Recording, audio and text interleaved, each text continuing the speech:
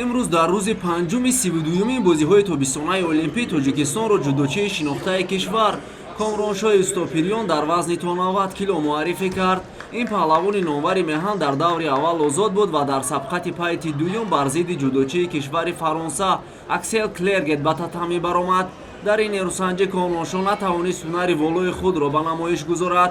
Клергет дар голденскор дар бахши кор дар замин бо усули лад додани даст ҷудочии тоҷикро мағлуб кард.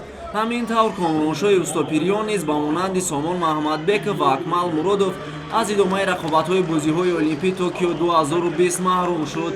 маврид ба ёдоварист ки ин дуюмин иштироки комроншо дар бозиҳои олимпӣ ба шумор меравад. қаблан ӯ дар олимпиадаи Рио 2016 низ иштирок намуда буд. акнун умеди ягонаи мардуми тоҷик аз миёни ҷудокорон ба паҳлавони гаронвазни кишвар Темур Раҳимов аст ки рӯзи 3 июл рӯи татамӣ мебарояд.